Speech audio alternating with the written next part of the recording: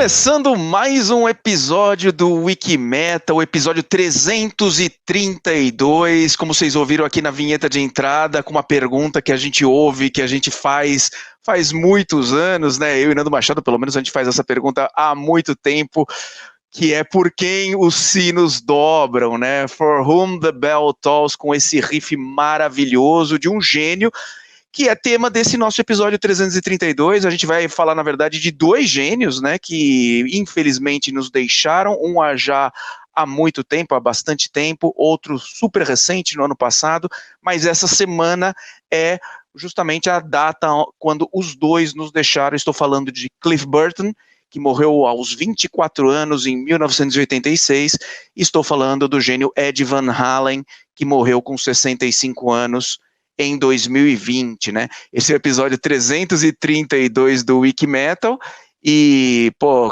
quem é novo, quem tá chegando aqui agora, assina aí, eu não sei onde você está nos ouvindo, pode ser no Spotify, é legal você seguir aqui o nosso podcast, porque você não só vai ser avisado dos próximos episódios, como tem um acervo de mais de 10 anos aí de episódios, 330 episódios para ouvir. Pode ser no Spotify, pode ser no Deezer. Se você estiver no YouTube, vai estar vendo a gente, segue a gente também no nosso canal do YouTube. E quando eu digo a gente, é porque eu, Daniel Dischler, não estou sozinho.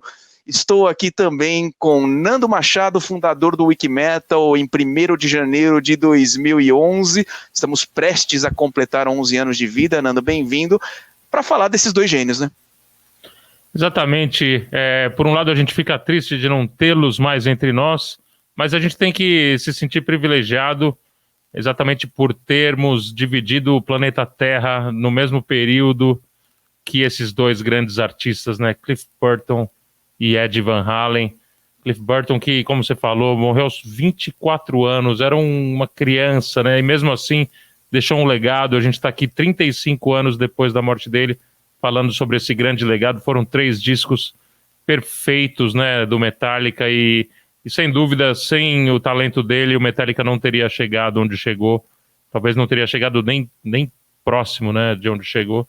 E o Ed Van Halen, outro gênio, né, um cara que inventou uma língua nova, né, ele inventou uma linguagem nova para um instrumento mais popular do planeta, que é a guitarra. E como diz Zakk Wylde na entrevista que eu fiz com ele recentemente na Wikimetal Happy Hour, King Ed. Assim ele se referia ao rei Edward Van Halen, King Edward. Muito bem dito. Foi ontem, né, ao ar, né, no dia 29 de setembro, o Wikimetal Happy Hour de Nando Machado com o Zakk Wylde. Hoje, dia 30 de setembro, estamos colocando no ar esse episódio. Você pode estar ouvindo aí no Spotify, no Deezer, ou nos vendo no YouTube. Qualquer dia, os episódios ficam aí por 10 anos. Dá para fazer uma maratona, né? Começar do episódio 1 e vir vindo. Tem bastante áudio para ouvir, vídeos para ver. E como sempre não estamos sozinhos, né, Nando? Estamos com uma ótima companhia aqui. Eu vou chamar primeiro a Larissa Catarini, nossa querida Dude. Oi, Dude, tudo bem? Tudo bem, pessoal. Eu confesso que eu ainda não consegui fazer essa maratona, viu? De todos os episódios do Wikimetal. Eu sempre me surpreendo quando eu acho, não, essa pessoa aqui, Nando Machado e Daniel Dischler ainda não entrevistaram. Mentira, entrevistaram sim e tiveram conversas ótimas, então muito honrado de estar aqui na presença de vocês hoje e para falar, né, de ícones da música. É um episódio que logo cedo estudando eu já fiquei reflexiva, pensativa, enfim, emoções. Participação do meu gato, que também está emocionado. Muito legal, Dude. E para completar o nosso time? O nome do seu gato? Ah, é o Pietro. Aparece aqui, Pietro. Olha só, olha, Pietro estreando no YouTube. Muito legal. Yes. E para completar o nosso time, temos a nossa incrível Nina, que cuida de todas as redes sociais, de todas as plataformas do Wikimetal. Bem-vinda, Nina. Oi, pessoal, tudo bem? Mais um episódio, não é mesmo? Para falar de duas lendas. Pronta para falar deles? Prontíssima. Agora que eu vi, o Nando tá com a camiseta do Metallica, eu devia ter colocado a minha também, mas eu tô igual o Dani, com a camiseta do Kiss. É mesmo. Olha, tamo de Kiss e o boné de Kiss também. A minha é da Mage Incorporated. Importantíssimo, né? A tour na qual, infelizmente, aconteceu a tragédia. Vamos começar por aí, Nando. O que você lembra, né, de quando aconteceu? A gente já adorava Metallica, eu tinha em vinil o Ride the Lightning e o Master of Puppets, que a minha tia trouxe de uma viagem para os Estados Unidos, era um negócio impressionante na época para a turma de amigos, porque não tinham sido lançados no Brasil ainda, e eu já tinha esses vinis, e eu tenho até hoje eles aqui atrás, nessa estante aqui, nessa pilha aqui, e eles eram lindos, são lindos, aquela capa azul do Ride the Lightning, a do Master, são incríveis. Então quando aconteceu foi um negócio que abalou a gente demais. O que você lembra, Nando? Eu lembro, porque é exatamente disso, a gente já era fã de Metallica naquela época, né, e eu pelo menos comecei a ouvir no Ride the Lightning, talvez em 85, e então quando saiu o Master of Puppets a gente já estava com aquela expectativa, já conseguimos ouvir o Master of Puppets com aquela...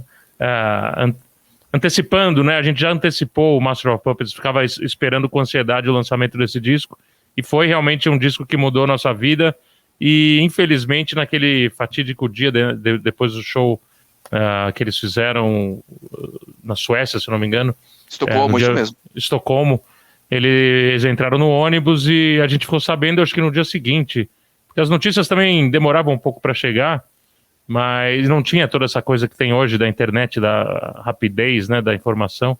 Mas a gente ficou bem chocado, meio na dúvida se era verdade, se não era, não tinha muito como comprovar, mas realmente os fatos foram se confirmando aí ao longo dos dias, e a gente... Eu como era baixista, né, sou ainda, mas na época eu era mais ativo, era muito fã do Cliff Burton, né, e era uma inspiração. Ele, juntamente com Geezer Butler, Steve Harris, Geddy Lee, sem dúvida eram os maiores baixistas da história do rock. E ele, em particular, elevava o nível musical do Metallica, né? Era o melhor instrumentista da banda, sem dúvida.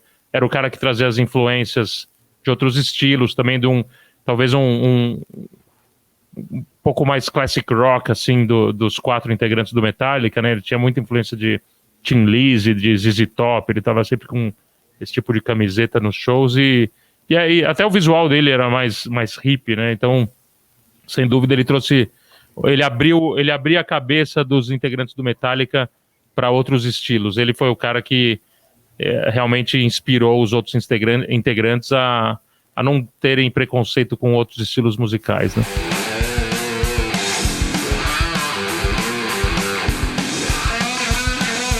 Meninas, o que vocês têm a dizer do nosso... O que vocês lembram de 86, meninas, quando morreu o Cliff Burton?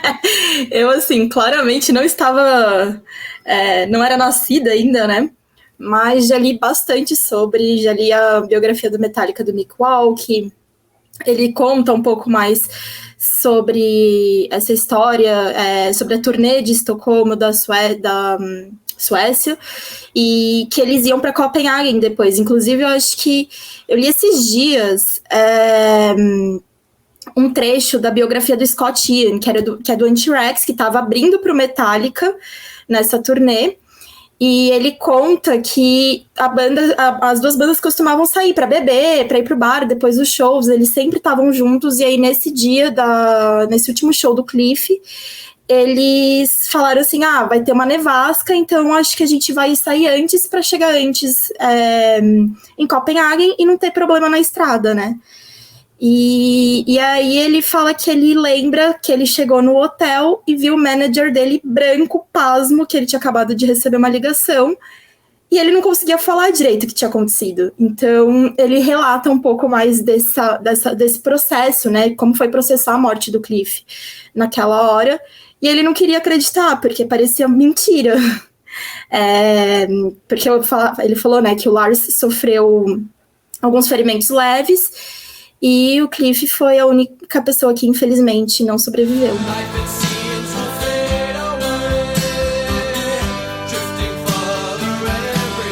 Nossa, gente, eu fico mal, assim, fico reflexiva demais. Eu acho que é impossível a gente falar de um talento que se foi tão cedo e de uma forma tão violenta até, né? Se a gente parar pra pensar, tão abrupta, sem causar pra gente um monte de reflexão sobre a vida, sabe? Eu passei o dia inteiro, eu tava escutando o nosso top 11 de músicas do do Cliff Burton, que tem lá no Wikimetal, a gente até compartilhou hoje nas redes sociais essa semana novamente, e assim, gente, eu tava escutando e eu pensava, cara, o cara tinha a minha idade, né? Eu tenho 23, eu tinha 24, ele já tinha gravado 3 álbuns, assim, que são a base pro Metallica ser o que o Metallica é hoje, tanto que o Lars fala, né, que ele sempre será parte da banda, mesmo depois de tantas décadas, e eu fiquei muito reflexiva, assim, tipo, sobre a importância da gente viver, fazer aquilo que a gente acredita, fazer o melhor daquilo que a gente quer,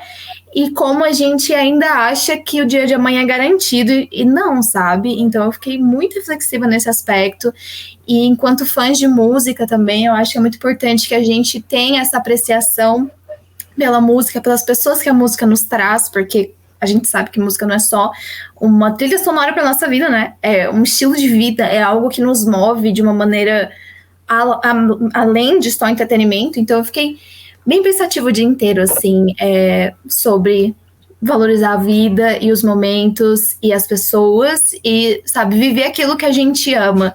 Uma coisa que eu também fiquei muito reflexiva, eu tava até conversando com a Nina, é que o pai do Cliff, depois que ele partiu, né, ele sempre estava ativamente trabalhando para manter o legado do filho vivo, né? Ele tinha muita proximidade com a banda também. Morreu ano passado, né? Em janeiro, aos 94 anos. Fevereiro, aos 94 anos. Então, assim, eu fiquei também pensando uma coisa, eu não sei se faz sentido, vocês me dizem, que eu fico olhando, eles compartilhavam as fotos do Cliff, tinham orgulho do filho, e eu fico pensando, quantas famílias não têm projetos de Cliff Burton, ou projetos de grandes artistas, mas são preconceituosas, porque, rock ou música não é carreira. E aí você vê o pai do Cliff Burton, tipo, mostrava o filho dele com orgulho, que é meu filho, de uma banda de metal, baixista. Sabe, será que a gente ainda tem esse preconceito? Eu sinto um pouco que as pessoas ainda não veem a arte como um caminho legítimo, sabe? Tipo, o que você faz da vida? Toco numa banda. Tá, mas o que você faz da vida, sabe? E aí a gente podia estar, sabe, fomentando talentos, apoiando pessoas que nem a família do Cliff o apoiou. E olha como foi importante, né? Para que o mundo inteiro pudesse escutar as obras de arte que ele fez.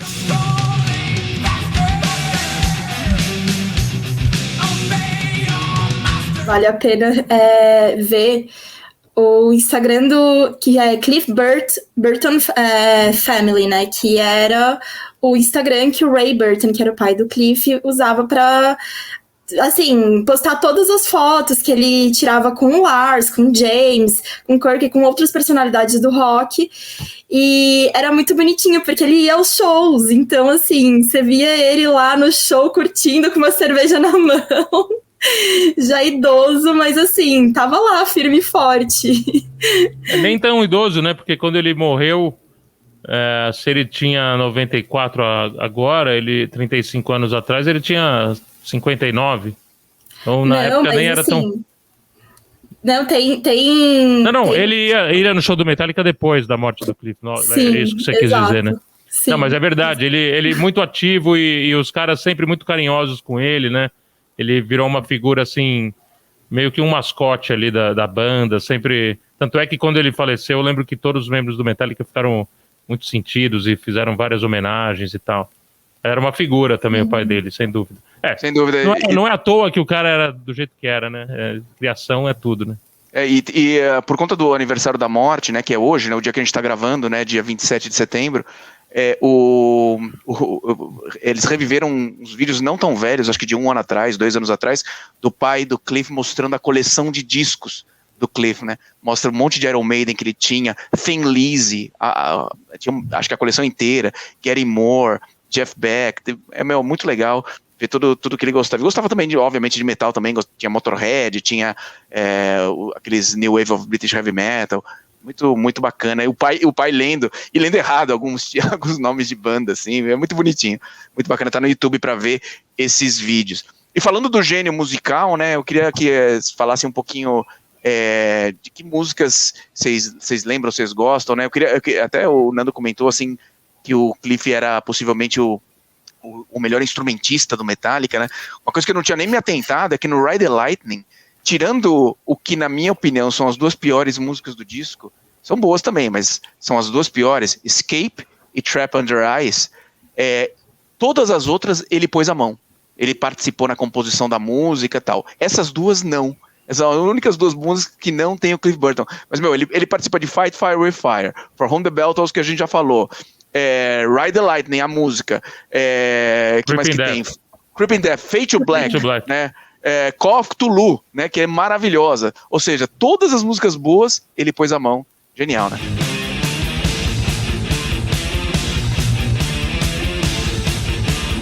E também contribuía com as letras, né?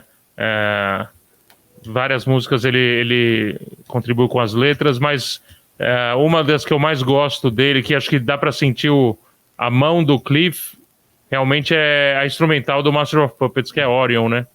Que mostra assim uma influência de outros estilos de música dentro do Metallica. O Metallica sempre foi uma banda de thrash metal, mas que tinha essa abertura, né?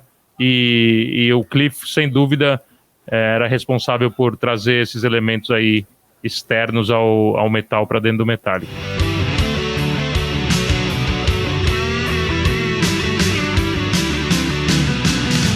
Hoje eu peguei uma fila no meu horário de almoço para deixar um negócio no correio, e aí tava ouvindo Metallica, né?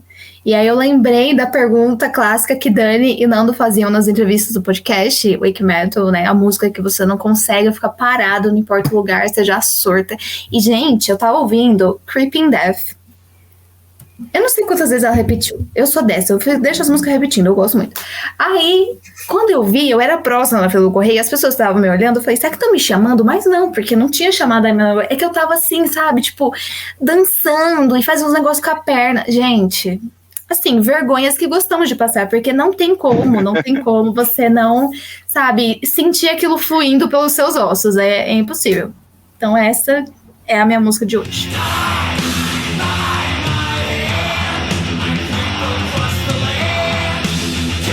Essa homenagem pro Cliff, a gente quis lembrar um pouquinho da vida dele, das músicas dele, do que a gente pessoalmente sente ou lembra, e realmente o legado dele vivo. Eu li a biografia dele, aquela To Live Is To Die, que aliás é uma música que está no 4º disco, né, que tem a assinatura dele, né, que ele leva os créditos, porque eles pegaram algumas frases que ele tinha escrito, e depois da morte dele, quando o Metallica fez o Injustice for All, já com o Jason, no lugar do Cliff, eles colocaram essa música, To Live Is To Die, creditado, inclusive, ao Cliff Burton.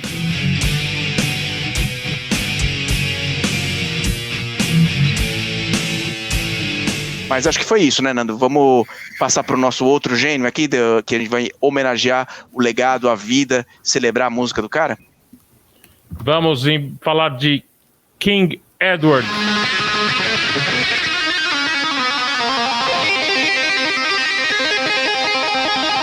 Um dos deuses aí, nossos super-heróis.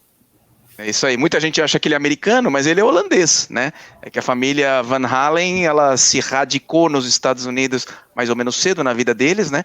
Dos irmãos Van Halen. E Ed cresceu ali nos Estados Unidos. E aí, como o Nando bem disse, criou um novo linguajar, né? Um novo jeito de se comunicar com as pessoas através da guitarra, né? Acho que um pouco do que o Jimi Hendrix tinha feito, que para a época foi revolucionário, o Ed Van Halen levou isso para outro patamar e criou outro jeito de usar o instrumento, né? Realmente, você falou da infância dele, da ida dele para os Estados Unidos. Ele era filho de um holandês com uma Indonésia. É Indonésia que fala a pessoa que nasce na Indonésia? Não sei, mas é uma pessoa natural da Indonésia. Natural da Indonésia. A mãe dele era natural da Indonésia, Eugênia, e o pai era músico.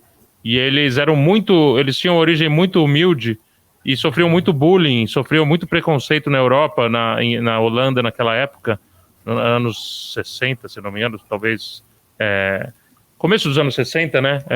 Não era muito bem aceito, né? Um holandês casando com uma asiática, e eles sofreram muito com isso, e foi por isso que o pai dele decidiu abandonar tudo na Holanda e migrar para os Estados Unidos. Inclusive, ele conta, eu vi uma entrevista muito legal do Ed Van Halen, que ele conta que o pai deles, eles foram de navio, e o pai dele era músico, e o pagamento dele era a viagem. Então eles chegaram realmente sem nada nos Estados Unidos, passaram muitas dificuldades e acabaram se estabelecendo em Pasadena, na Califórnia, né? Mas muito interessante a história da infância do Ed Van Halen. Quando chegaram lá, eles também não falavam inglês direito, sofreram muito bullying, ele e o irmão Alex, né? E engraçado porque ele tocava bateria, né? E o irmão tocava guitarra. E aí depois acabaram trocando os instrumentos e o cara virou um dos maiores nomes da música, né? Eu fiquei muito sentido há um ano atrás quando eu soube da morte dele. E a primeira coisa que eu pensei foi, porque algumas crianças, né, tinham como modelo, assim, super-heróis o Homem de Ferro, Capitão América, Homem-Aranha, tudo. E pra gente, os nossos super-heróis eram esses, né? O Ed Van Halen, pra mim, era um super-herói. E então, isso fez passar um filme na minha cabeça desde da infância, que a gente via aqueles vídeos dele tocando e ficava realmente boquiaberto e sem acreditar que aquilo era possível, né? Que alguém pudesse fazer aquilo.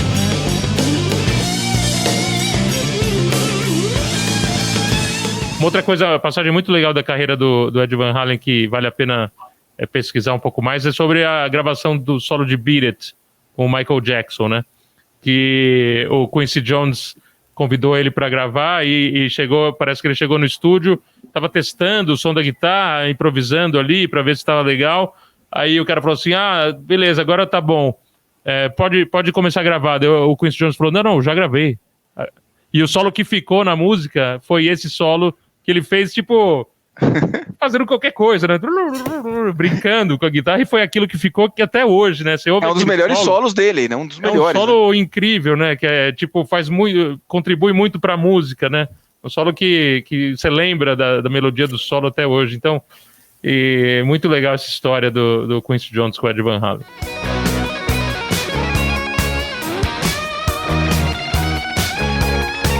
Eu queria falar um negócio do começo do Wiki Metal, que acho que você talvez lembre, Nando. Acho que você lembra. Foi na sua casa, inclusive. Na sua casa, a gente entrevistou um tecladista, Fábio Ribeiro, que tocou muitos anos com o André, né? Com o André Matos e tal. E lá a gente pergunta, qual é a música que você perde a cabeça, tal. Aí a gente falou assim, e como tecladista, né? A gente imagina que você gosta do John Lord, né? Do Rick Wakeman, né? De grandes tecladistas. Escolhe uma música aí que você acha que o teclado é genial pra gente ouvir aqui no Wiki Metal, né? E aí ele pegou e escolheu Jump, né? Que o teclado é feito pelo Ed Van Halen, ou seja, um guitarrista, né? Mas ele explicou falando assim, cara, às vezes o cara pode trucidar, né? Você tem aquele puta conhecimento teórico, 500 mil notas por segundo e tal, mas o gênio, né, do Ed Van Halen fez um riff que fica na cabeça, que virou um hit mundial, que toca em todo casamento, toda formatura até hoje, né? É um negócio brilhante, né? Então ele escolheu essa música, um tecladista escolheu um riff. Eu pedi pra ele escolher uma música de um tecladinho, né? De alguém que ele admira no teclado. Escolheu o Ed Van Halen. Demais, né?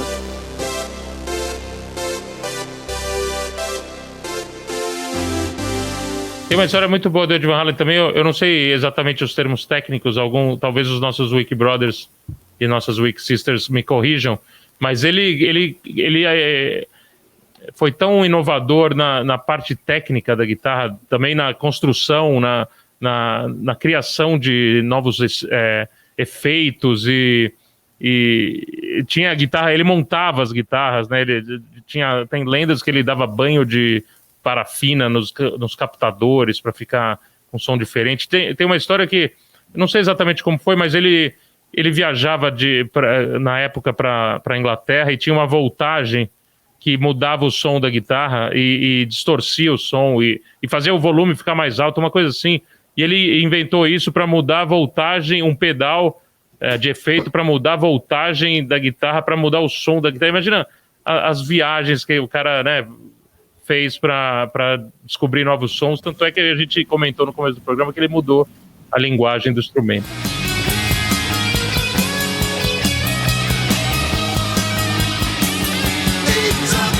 Isso que o Dani comentou do teclado e tal, é muito interessante. O próprio Slash fala que, mano, qualquer instrumento que o Ed tocasse, o cara ia ser fenomenal, porque assim, era dele, né? Essa dedicação. Você vê essa história também que o Nando trouxe. Mano, é dedicação, é você querer ir além do usual, do comum, é você ser tão apaixonado por algo que você investe todas as suas forças. E uma coisa bem interessante também é que o Wolfgang, o filho dele, seguiu o mesmo caminho, né? Ele toca todos os instrumentos. O que esse homem não toca, gente? O cara tocou todos os instrumentos no álbum de estreia dele aí. E você vê que tá ali correndo na família. Genialidade, é claro que as pessoas fazem umas comparações injustas, porque não dá pra comparar, né? 2 seres humanos, quem dirá um gênio, né? Um ícone lendário com qualquer outra pessoa, mesmo que seja seu filho. Mas é muito interessante que o Wolfgang fala que nunca foi forçado, sabe? Tipo, o Ed nunca forçou ele a nada. Quando ele percebeu que ele poderia fazer alguns ritmos, assim, ele deu uma bateria, que também foi o primeiro instrumento dele, pro Wolfgang, e aí foi se desenvolvendo, ele tinha muito orgulho do filho dele. Então, é muito legal também ver que o legado dele, não só na música que ele participou, né, ativamente, mas também na família dele, a gente tá ganhando novas músicas, graças ao Wolfgang, que tá aí levando pra frente o legado do pai, e todo mundo que o cara influenciou, né, tipo, quantas bandas não existiriam se não fosse a influência de Ed Van Halen.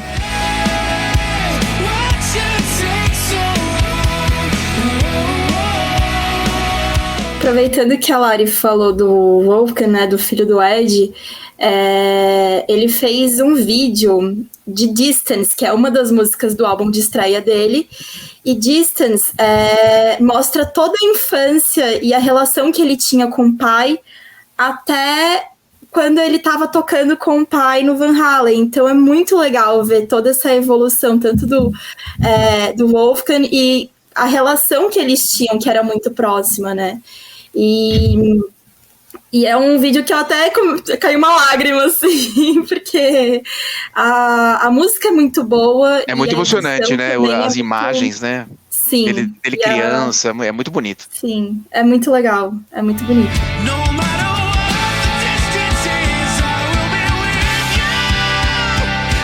E o David Lee Roth, se eu não me engano, também fez uma música em homenagem ao Ed. Se eu não me engano, é Summer Over the Rainbow and Grill Bar and Grill. Eu acho que Rainbow Bar and Grill, que era um lugar que eles frequentavam lá em LA, né? E se eu não me engano, o Leme também, né? Tipo, batia cartão lá. Mas é uma música que eu ouvi um tempo atrás e eu curti. Eu curti bastante também, então vale a pena ouvir.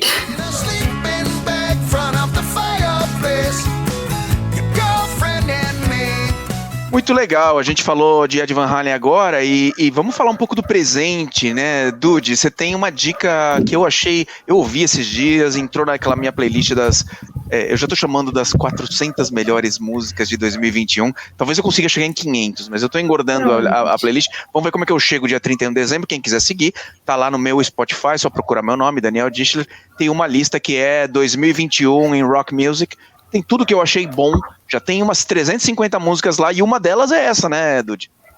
Isso mesmo, é a primeira balada do Mockshers, que é uma banda de rock paulista. Eles começaram recentemente e já tem apresentado um material muito legal, assim, referências muito coerentes, um trabalho, assim, que segue mesmo a qualidade. Eu acho muito interessante a gente ter a oportunidade de acompanhar bandas desde o começo e ver a evolução deles. E o Mockshers tem essa balada maravilhosa que se chama Tender, que é o quê? Um amor, pra você falar pra um amorzinho, pra um romance, aquela fase legal que tá todo mundo apaixonado. Essa é a trilha sonora. E pra quem já tá há muitos anos no relacionamento também, ótima canção para lembrar, né, dos sentimentos. Eu achei muito legal, porque, ao contrário do que as pessoas podem imaginar, não é nada assim clichê, né? É muito perigoso a gente fazer música romântica, às vezes pode cair num clichê. Eu acho que o Mockshers não fez isso, e fica aí a indicação Tender e os outros singles deles que estão preparando aí um álbum de estreia. Ainda não temos uma data certa para sair esse álbum, mas vale a pena você já conferir lá todas as músicas deles. E se ficou na dúvida, esqueceu o nome da música? wikimetal.com.br, Mockshers, lá na barrinha de pesquisa, você vai achar tudo o que você precisa.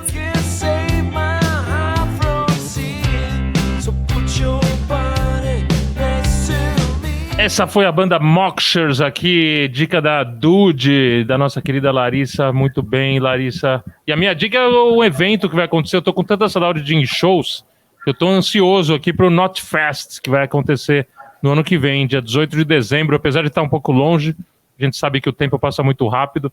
E vai ser um festival... Putz, não vejo a hora de poder ir num festival como esse de novo.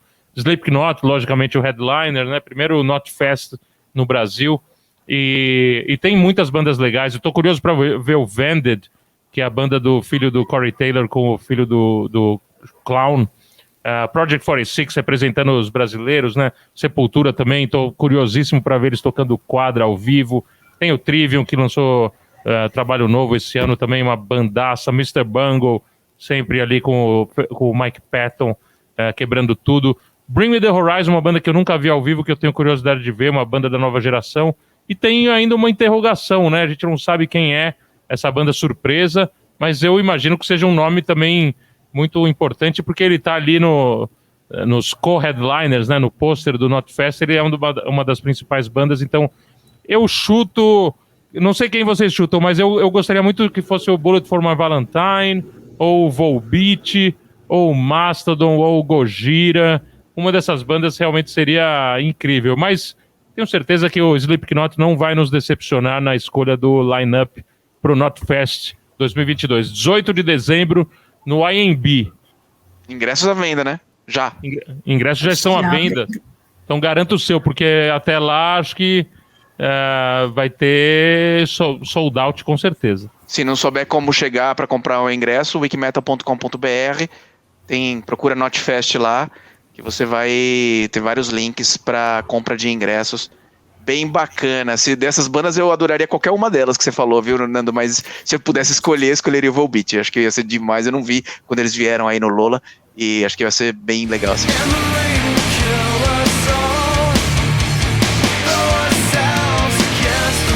Eu não sei chutar, gente. Vocês que fazem especulações são ótimos. Eu não sei, eu fico contando com a inteligência alheia.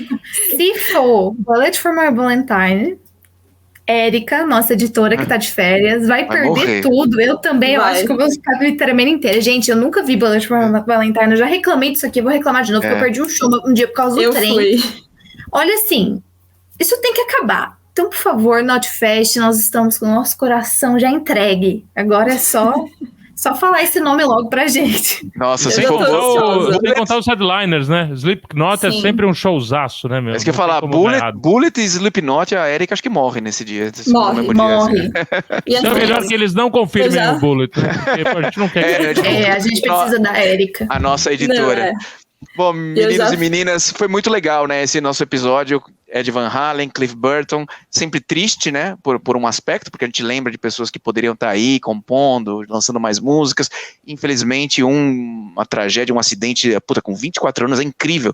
Na minha cabeça, eu ia me perguntar, sem eu ter olhado antes, quantos anos tinha o Cliff Burton quando morreu, eu ia falar, sei lá, 28, 30 anos, né? 24 anos, ele é muito, muito novo, inacreditável. O Ed Van Halen passou pelo câncer, passou por uma doença, então também 65 anos, ainda jovem, muito triste, mas ao mesmo tempo alegres a gente aqui pra gente relembrar tudo que eles fizeram, as músicas, é tanto som legal, tanta coisa bacana pra redescobrir, né? Às vezes eu pego uns discos do Van Halen meio velhos que eu não ouço faz tempo, é muito bacana, porque tem músicas que são quase novas, né? Porque se você fala assim, nem lembrava dessa música, é muito legal, assim.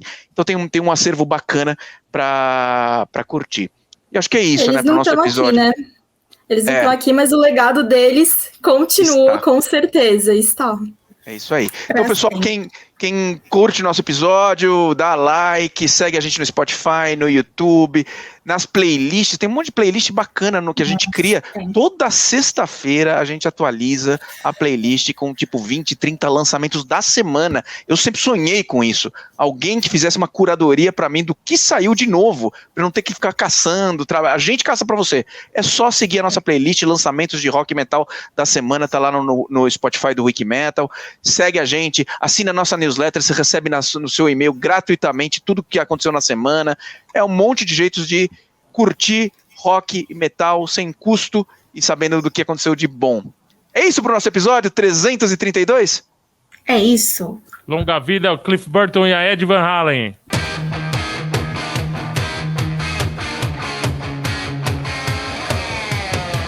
From the From whom... Em 2020, né? Esse é o Eita. Eu achei bem pobre essa homenagem. O cara, o Ed Van Halen vai ganhar uma placa memorial, velho. Faz uma estátua, um bagulho, sei lá. Na última Happy Hour eu cliquei em sair do estúdio antes de clicar em encerrar a transmissão, meu. Ficou gravando. Ah, ficou gravando. Ficou preto. Aí eu voltei pro estúdio, né? Tava ainda rodando. Se você for no YouTube ver, vai ter uns 2 minutos assim, tudo preto. Oh, meu Deus.